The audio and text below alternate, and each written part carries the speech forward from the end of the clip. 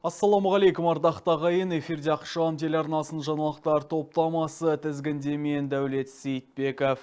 Өткен күннің өзекті ақпараттарын Ақшам телеарнасының тілшілері өздеріңізге ұсынбақ, алдымен андатпаға зейін қояйық.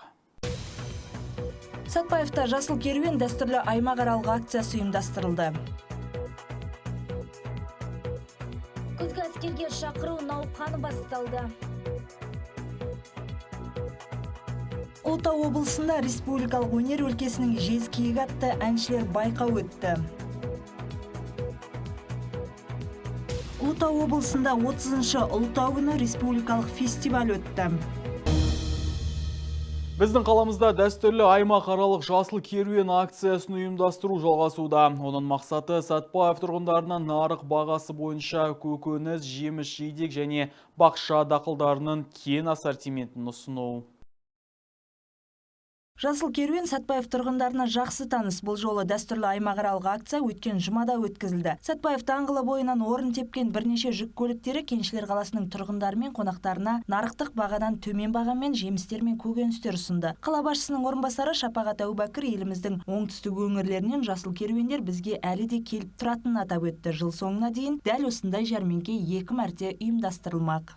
Кезекті жасыл керуен акциясының аясында жасыл керуен оңтүстік өңірлерден келіп жатыр. Бұл дегеніміз арзан бағада, қолжетімді бағада халыққа көкөністер мен жеміс жидектер сатылуда. Бұл биылғы ұйымдастырылып отырған 6-шы жасыл керуен. Әлі де жылдың соңына дейін келесі айда 2 өткізілу жоспарлануда. Сонымен 8 биылдыққа жасыл керуен өткіземіз деп жоспар қойып отырмыз. Барлығы халыққа қолжетімді, халық риза. Сондықтан да осы тауарларды тұтынуға келіп, жасыл керуеннің қызметін алуға шақырамын.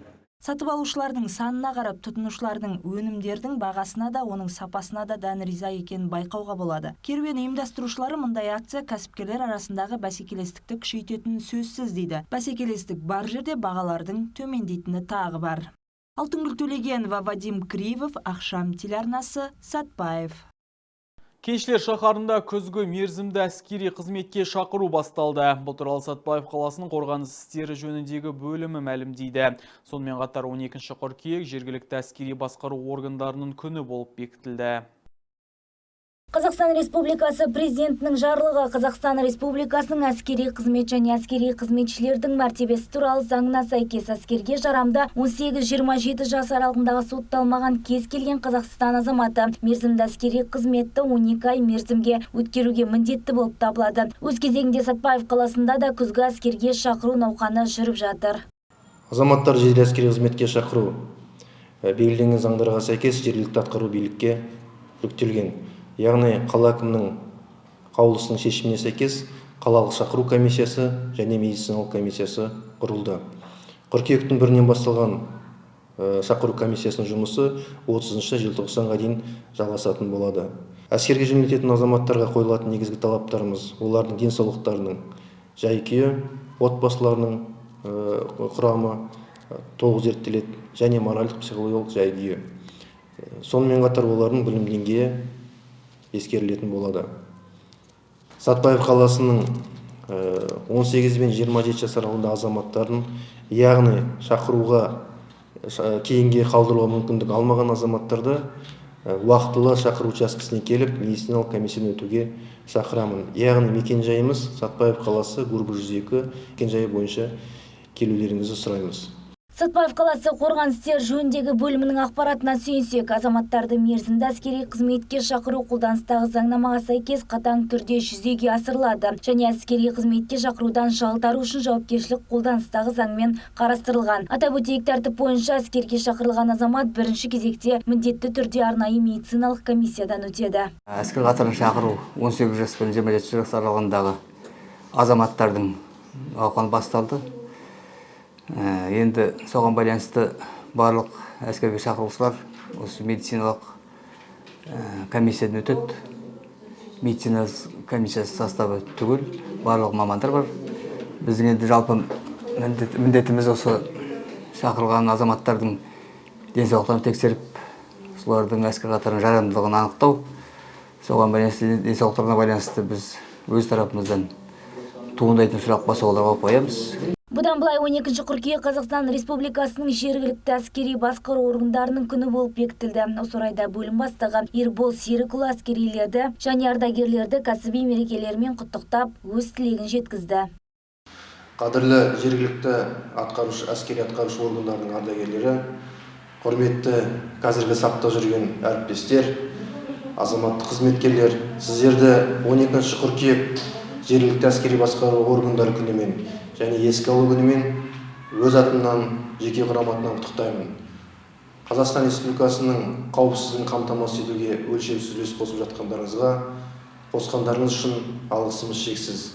Айылым Алтынбекова, Вадим Криев, Ақшам телеарнасы, Сәтпаев.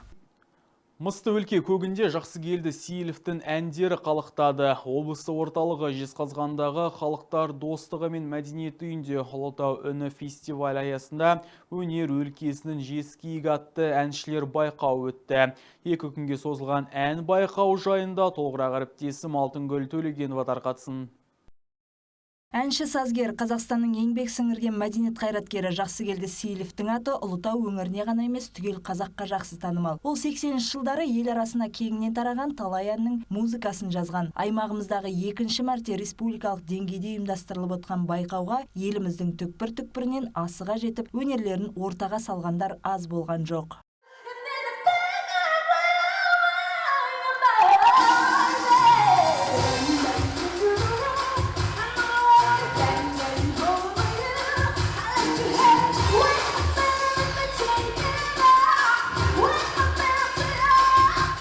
Жезқазған қаласында Ұлытау үні фестиваль аясында өнер өлкесінің жезкиік атты Жақсыгелді Сейілов атындағы республикалық әншілер байқауы ұйымдастырылды. Әділқазылардың айтуынша байқауға 45 өтініш келіп түскен, алайда олардың ішінде іріктеліп 20 әнші ғана киелі сахна төріне шығуға мүмкіндік алды. Сәлеметсіздер ме, Ұлытау облысының тұрғындары, қала қонақтары, сіздерді бүгінгі мерекеден шын жүректен құттықтаймыз. Мен Ажыбайдасын Оңғарұлы, Қостанай облысы Федоров ауданынан келіп отырмын. Негізгі туған жерім ұлт көсемі Ахмет Байтұрсынов туған ел, Киел Торғай жерінен болам. Бүгін енді сіздердің жерлеріңізге Жақсыгелді Сейілов атамыздың ән байқауына келіп отырмыз. Енді бірінші байқау басталды. Өзі байқау 2 кезеңнен тұрады. Бірінші кезеңде әр қатысушы өзінің таңдауындағы әнді орындайды. Екінші кезеңде осы ұйымдастырушылар алқасының айту бойынша, жеребе бойынша қандай ән түсті, сол әнді орындаймыз. Енді бірінші кезеңде Ахмет Байтұрсыновтың әні 2 жерінде орындадым. Алла қалап екінші кезеңге өтіп жатсақ, Жақсыгелді Сейілов атамыздың ана туралы балада осы халыққа кеңінен таралған әннің бірі. Соны орындаймын. Барша жезқазғандықтарды қала күнімен шын жүректен құттықтаймын. Көркейе беріңіздер, өсе беріңіздер, өне беріңіздер. Байқауға қатысушы жез таңдай әншілердің дауысын, сахна мәдениеті мен актерлік шеберлігін Болатбек Есмұханов, Амантай Жұмашев, Айша Байбосынова, Жұбаныш Жексенұлы, Әшімхан Жампейісов, Маржан Арапбаева сынды әншілер әділ бағасын берді. Бүгінгі республикалық Жақсыгелді Сейілов ағамыздың атындағы конкурстың бірінші күні 20 үміткеріміз бар екен. Өте шынымды айтсам, өте жоғары деңгейде өтіп жатыр. Еліміздің түкпір-түкпірінен конкурсанттар келген екен, дауыстары енді керемет. Бүгін төрешілік жасап атқаным бірінші рет. Конкурстың шарты бойынша әншілер бірінші кезеңде өздері қалаған әнді орындады, ал екінші кезеңде қазылар алқасының жеребе тастау арқылы автордың бір әнін орындаулары тиіс. Қазылар алқасының шешімі бойынша өнер өлкесінің жезкиігі байқауының екінші айналымына 12 үміткер жолдама алды. Олар Ерназар Жұбан, Гүлнара Көшенова, Жанерке Қабатаева, Айбек Әбдәшімұлы, Дана Сағымбай, Аяулы Матикова, Ақжол Әмірхан, Халид Орынқұл, Ербота Ұзақбаев, Әкімхан Маженов, Қымбат Жамбылбек және жерлесіміз Нариза Ибрагимова бар. Қатысушылар бұл күні Жақсыгелді Сейілов ағамыздың әке туралы ой, неге солай, ана туралы баллада, жезкиік сынды әндерін орындап шықты.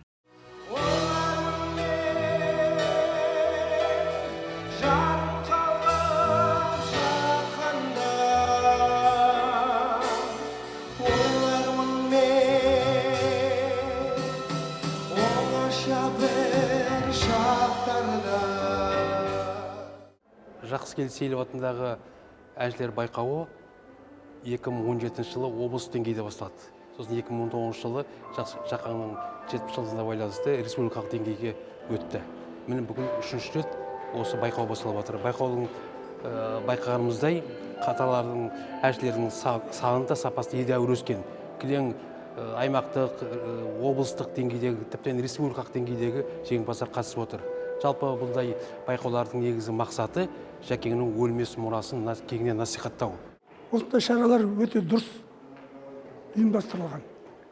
Жастарға, келешек жастарға өткен өмірдегі қанша композиторлар бар, өнер адамдарының баяғыда өтіп кеткен, халыққа бір өткен өмірлерді жастарға таныстыру керек. Онсыз болмайды. Жаңа музыка болмайды. Ал музыкалардың бәрін үйрену керек. Тыңдау керек. Содан өту керек. Сол дұрыс болады деп ойлаймын. Енді ойымыз өте жақсы өтіп жатыр, жақсы ұйымдастырған. Жастардың настроениесінде көріп отырмыз, қабілеттілік керемет.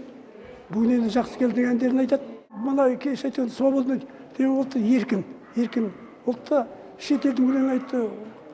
Енді айтқанда айтады ғой жастар шамалап. Енді жақсы келдің өлең қалай айтар екен деп соны тыңдайық деп келіп отырмыз. Бүгін сол күн басталады.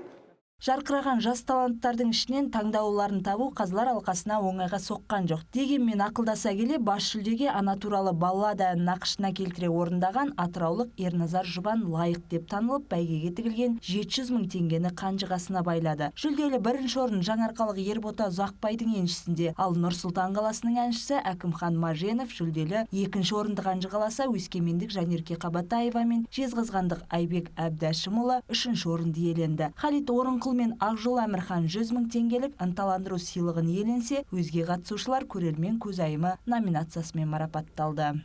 Браво! Марапаттарыңыз құтты болсын, құрметті конкурсанттар мен конкурс жеңімпаздары. Тамаша, қошеметтеп қояйық. Қадірлі өнерсүйер қауым. Жұбан Ерназар. Өзі репертуарыңызға сейіловтің әндерін қосасыз? Иә, қосар едім. Себебі өте қатты ұнады. Өте қатты көңілімнен шықты. Осы әндерді репертуарыма қосқым келеді, егер рұқсат берсе едім. Жезқазғандықтарға не тілейсіз? Қаладан қандай әсер? Жезқазғандықтарға тілегім барлық жақсылықты тілеймін, және қаланың көркемдеп дамуын тілеймін. Осы облыс атағын алып атқандарыңыз құтты болсын. Ары қарай дамып, үлкен қала деңгейіне, өте үлкен қала деңгейінде, әлемдік қала деңгейіне жетіңіздер деп тілегім келеді. Айта кетейік, талантты сазгер, әнші Қазақстан Республикасының еңбек сіңірген мәдениет қайраткері Жақсыгелді Сейілов 1949 жылы Қарағанды облысы Ұлытау ауданы Алғабас ауылында қарапайым шаруа отбасында дүниеге келген. Жақсыгелді Сейілов жастайынан көз жанарынан айырылса да, әнге деген талғамы жоғары еді. Соның арқасында ол 50-ге жуығанның музыкасын жазған. Ұйымдастырушылардың айтуынша, алдағы уақытта бұл байқау өз жалғасын таба бермек. Алтынгүл Төлегенова, Вадим Кривов, Ақшам телеарнасы, Жезқазған. Ұлытау облысында халық шығармашылығы мен көркем өнерпаздар өнерінің 30-шы Ұлытау үні республикалық фестивалі өз мәресіне жетті. Фестиваль аясында өткен соңғы іс-шаралар Жезқазған қаласындағы орталық алаңда ұйымдастырылды. Ұлытау үні фестивалі талай дүлдүлдің бағын шағып, жұлдызын шаққан өнер бәйгесі дәстүрлі түрде өтетін фестиваль аймағымыздың рухани өмірінде айрықша орын иеленеді. Жезқазған Ұлытау аймағының басты өнер фестивалінің ашылуымен облыс тұрғындары мен қонақтарын Ұлытау облысының мәдениет және тілдерді дамыту мұрағат ісі басқармасының басшысы Ануар Омар құттықтап фестиваль қатысушыларына сәттілік тіледі. Осы ұлы даланың Ұлытауында қаздың жұмыртқасындай ақшаңқан үйлерді қатар-қатар тігіп қойып, қасиетті қара қазандарды қатар-қатар ашып қойып, өнерімізді көкке көтеріп, өнерпазымызды одан да биіктетіп, осылай шалқып жатқан елміз, солай бола берейік.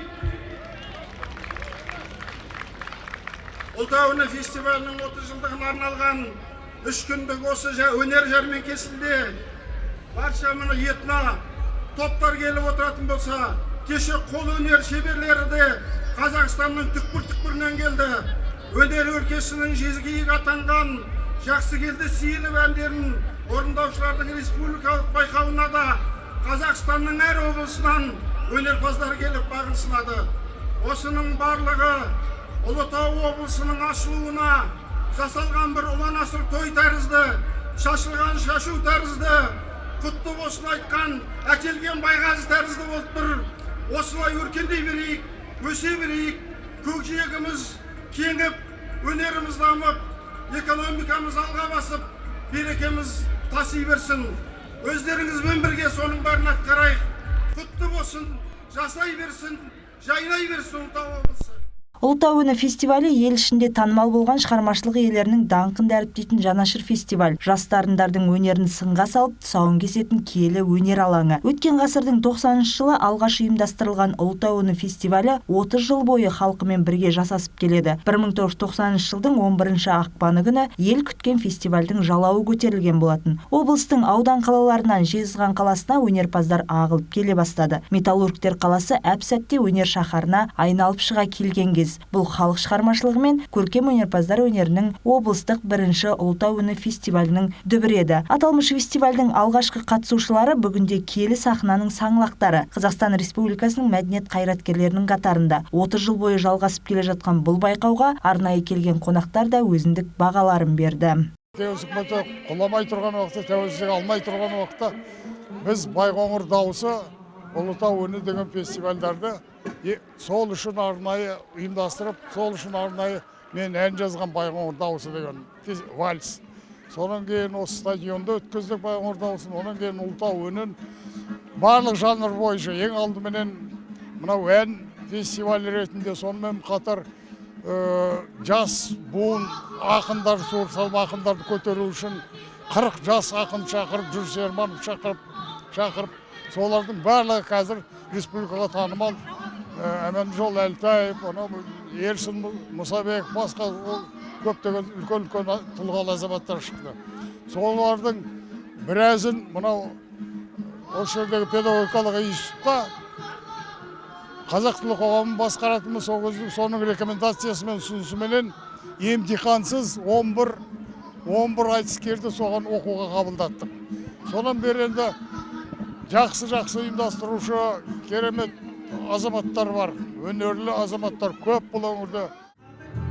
Мынау Ұлытау үні фестивалі осы 80-ші жылдары біздің осы жас кезіміз, балаң жігіт кезімізде осы Жезқазғанда басталған. Енді қазір біз Астанада тұрып атсақ та, осыған мынау әділқазылық етуге келгем. Мен өте тебіреніп тұрмын. Өткен себебі сол кездегі сол дәстүр, сол кездегі халықтың жаңағы өте рухын көтеретін жақсы мерекелік іс-шаралар міне жалғасын тауып жатыр. Бәлен жылдан кейін соған өте қуаныштымын, құтты болсын. Жаңағы Алматыдан қандай мықты этно группалар келіп жатыр, эстрадалық әншілер келіп жатыр. Ол деген не? Жаңағы айтып өткен жақсы келгендердің әндерін жаңа қырынан, жаңа бір заман талабымен жаңғыртып көрсетіп жатыр. Ол деген ән өлмейді. Ән жалғасады, әннің тарихы әрі қарай 21-ші ғасырдан асып 22-ге өте берсін, сол ғұмыр ұзақ болады деген сөз. Сондықтан ұзағынан сүйіндірсін, бола берсін. Ұлытау үні фестивалі ән мен жырдың, күй мен бидің бесігі. Бұл күні облыстың барша би ұжымы, әншілер қауымы, арнайы шақырылған өнерпаздар орталық алаңдағы сахна төрінде бар өнерлерін көрермен назарына ұсынды. Аталмыш фестивальге арнайы келген қонақтардың бірі Хассак этнофольклорлық ансамблі.